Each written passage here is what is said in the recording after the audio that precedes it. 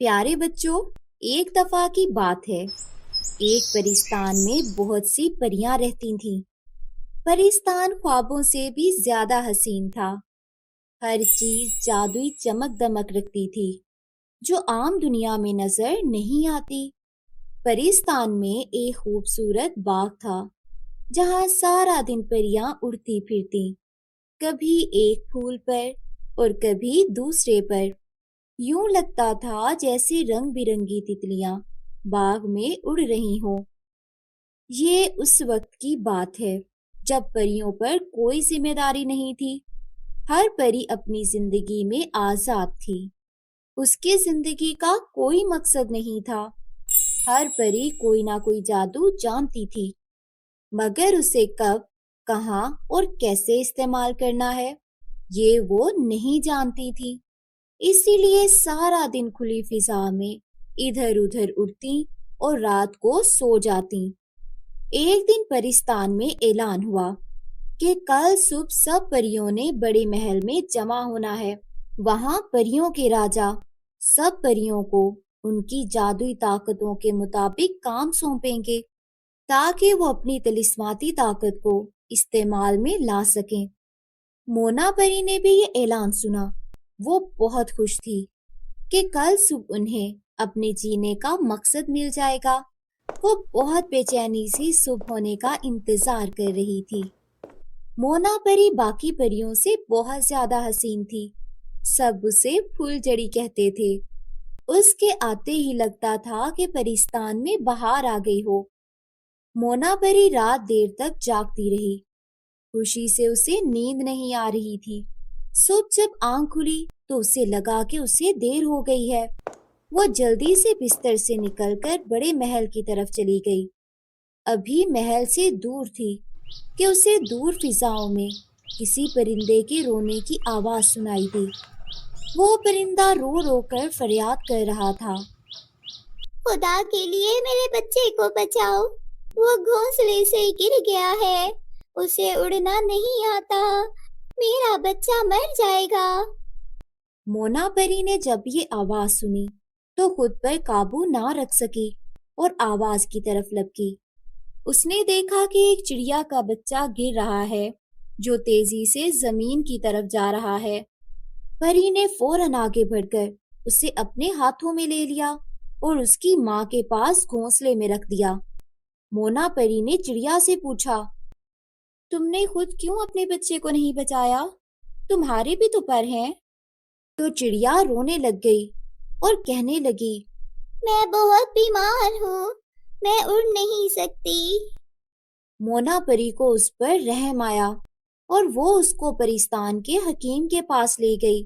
حکیم صاحب نے اسے دوائی پلائی اور کہا، اب تم ٹھیک ہو جاؤ گی اور پہلے کی طرح اٹھ سکو گی۔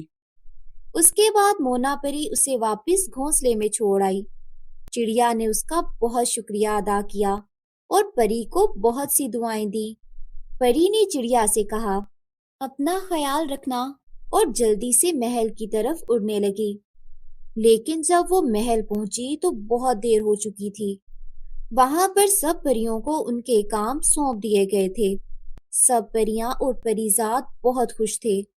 مونا پری کی ماں نے جب مونا کو دیکھا تو بولی، پریشان نہ ہو بیٹا، ہم تمہیں ضرور کوئی کام سونپیں گے۔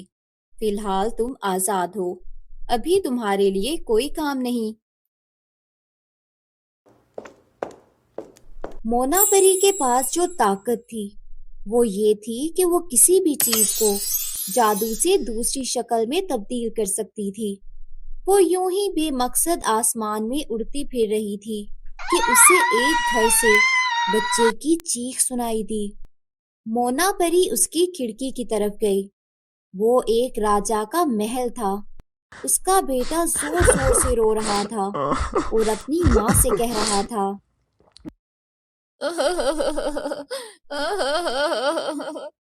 ماں، میرا دان ٹوٹ گیا ہے، اب میں کیا کروں؟ اس کو کیسے جوڑوں؟ اس کی ماں اسے سمجھا رہی تھی، بیٹا جب بچے بڑے ہوتے ہیں تو ان کے دودھ کے دان ٹوٹ جاتے ہیں، اور پھر نئے دانت آ جاتے ہیں۔ پر بچہ اور زور زور سے رونے لگا۔ نہیں، مجھے اپنے ہی دانت بہت پسند ہیں۔ میں دانت کے بغیر بالکل بھی اچھا نہیں لگ رہا۔ بیٹا، دانت ٹوٹنے کا مطلب ہے اب تم بڑے ہو گئے ہو، پہلے سے زیادہ طاقتور۔ اب تم سو جاؤ۔ تو ماں، میں دانت کا کیا کروں؟ ماں نے اسے پیار سے بہلایا اور کہا، تم اپنا دانت تکیے کے نیچے رکھ دو، ایک پری آئے گی اور دانت لے جائے گی اور اس کی جگہ نیا دانت آ جائے گا۔ کچھ دیر بعد بچہ سو گیا۔ مونا پری کو تو جیسے کوئی مقصد مل گیا۔ وہ بہت خوش ہوئی۔ اس نے سوچ لیا کہ اب اسے اپنی زندگی کا مقصد مل گیا ہے۔ اس نے زمین سے ایک درخت کا پتا اٹھایا اور جادو کی طاقت سے اسے سونے کا سکہ بنا دیا۔ وہ چپکے سے اس بچے کے کمرے میں گئی اور آہستہ سے تکیے کے نیچے سے دانت نکال لیا اور اس کی جگہ سونے کا سکہ رکھ دیا، اور پھر اس دانت کو جادو سے ستارہ بنا کر آسمان پر چاند کے پاس ٹکا دیا۔ اس نے دیکھا کہ چاند کے ساتھ ستارہ تو بہت اچھا لگ رہا تھا۔ بس اب تو وہ پوری دنیا میں گھومتی اور جس بچے کا بھی دانت ٹوٹتا اس دانت کو چپکے سے لے جاتی اور تارا بنا دیتی اور بچے کو سونے کا سکہ تحفے میں دے آتی۔ اب مونا پری کو بچے دانت والی پری کے نام سے بلاتے ہیں۔ تو بچوں، اس کہانی سے ہمیں معلوم ہوا کہ اللہ تعالیٰ نے دنیا میں کسی کو بھی بے مقصد پیدا نہیں کیا۔ تو بچوں، آپ بھی اپنی زندگی کا مقصد بناؤ اور مقصد کو لے کر اپنی زندگی میں آگے بڑھو۔